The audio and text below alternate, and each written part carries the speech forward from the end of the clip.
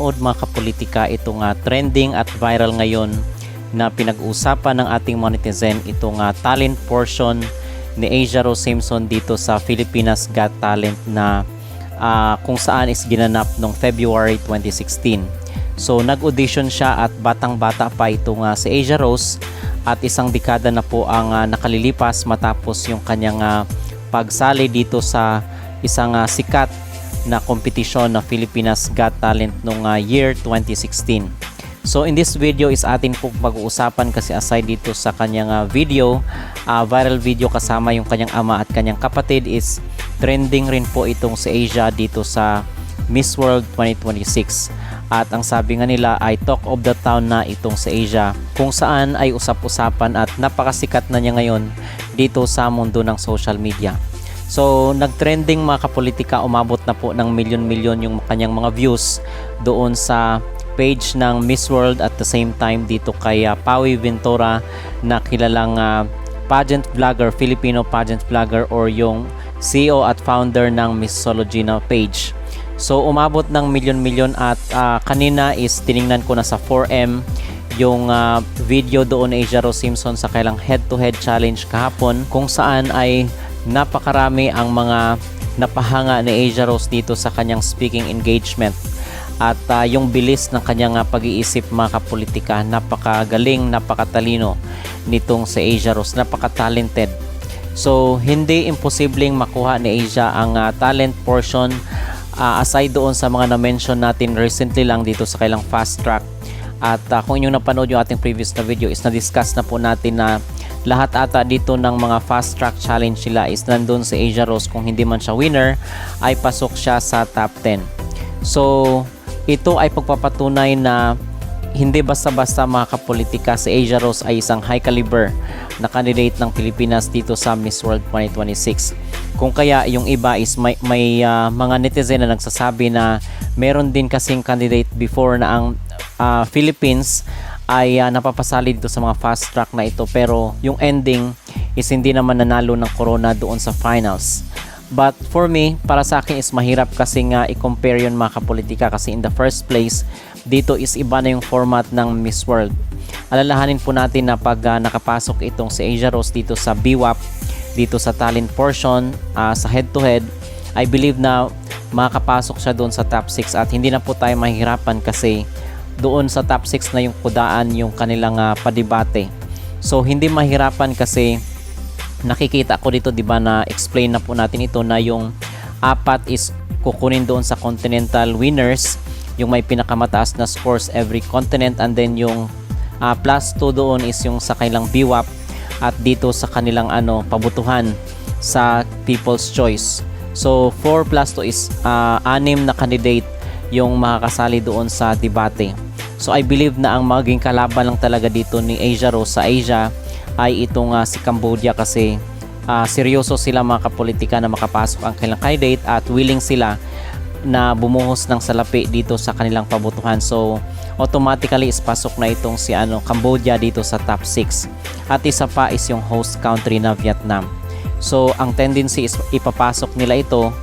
At kung mananalo itong si Asia Rose dito sa kasi sa tingin ko yun lang naman ang dalawang candidate na tinik dito, kasi ang labanan pa ngayon is sa Asia pa mga kapolitika. Ang mga kalaban ni Asia doon sa ibang mga continent is sa top 6 na po yun. So yung mga kalaban ni Asia dito sa ating continent ay itong si Cambodia at si Vietnam yung nakikita ko lang. So kung makukuha po ni Cambodia yung mga pabutuhan or yung People's Choice, ang option na lang po ni Asia Rose is yung continental winner, at yung pangalawa is yung BWAP niya or yung kanyang advocacy. Okay, so yun ang magiging ticket niya doon sa sa top 6. At pag pag doon na siya sa top 6 is hindi ko makikitang mag-struggle, magkakaroon ng shortcomings itong si Asia Rose, kasi nga matalino mga kapolitika itong ating candidate dito sa Miss World 2026. So trending at talagang viral, pinag-uusapan, talk of the town, talk of the social media ngayon itong si Asia Rose Simpson sa mga groups at even sa mga vloggers, kung kaya nga sinusupport natin siya mga kapolitika even a little way, kasi dito sa butuhan I believe na medyo malabo na, kasi in the first place hindi naman masyadong mayaman itong sila Asia Rose. At kinakailangan kasi doon milyon-milyon talaga ang gagastusin para mahabol yung Cambodia na at this point is almost 300k na yung kanyang boto. So paano pa mahabol yun mga kapolitika, not unless is merong mag-sponsor dito kay Asia Rose. At samantala dito naman po tayo sa mga samot-saring update dahil si Megan Yang po yung ating Miss World 2013 ay suportado po itong si Asia Rose Simpson at in fact ay na-impress nga po itong si Megan Yang dito sa naging performance kahapon ni Asia Rose.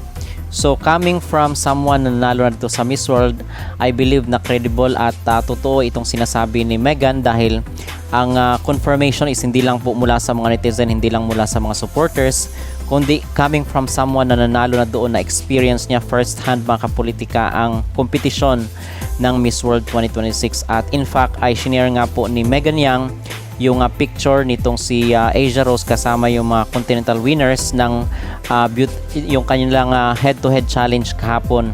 So na-share niya dito sa kanyang My Day sa social media. At sabi naman po dito ni Adam G sa kanyang social media, Ground alert, what can't she really do? Asia Rose Simpson is truly making us proud on the international stage in Vietnam. From her powerhouse advocacy to shining brightly through the pre-pageant challenges, including making it to the first round of Talent Fast Track, she is proving why she is a force to be reckoned with. Let's keep the momentum going until the multimedia segment.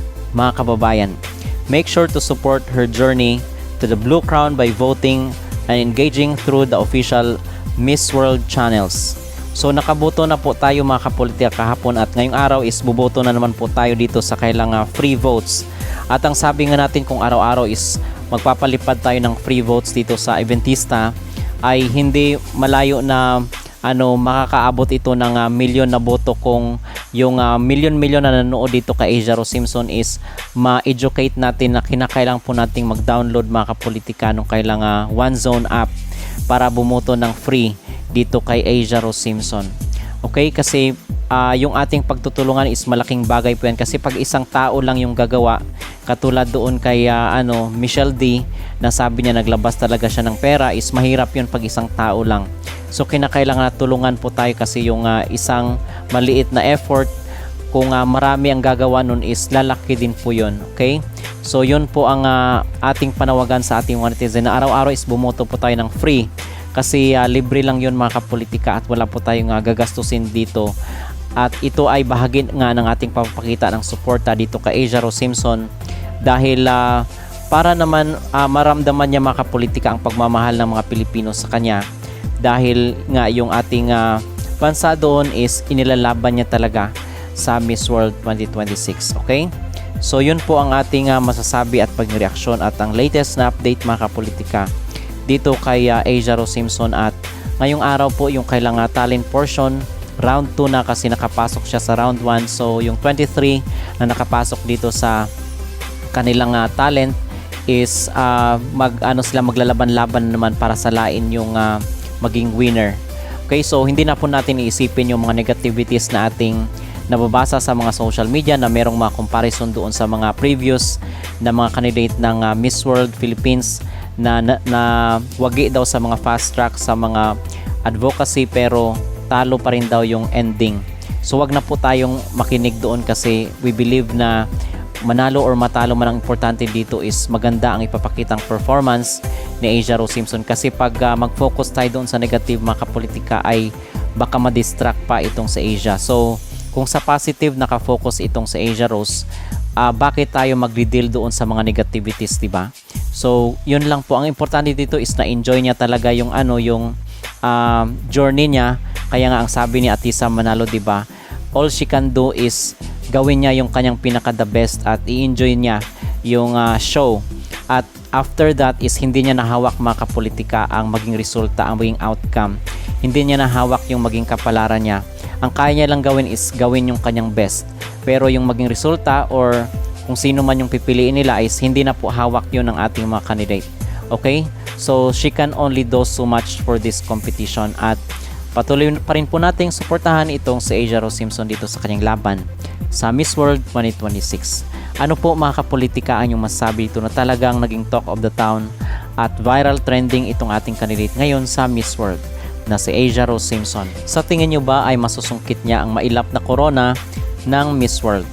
Mag-comment down below at huwag kalimutang mag-like at mag-subscribe na rin kayo para updated kayo sa ating mga latest issue.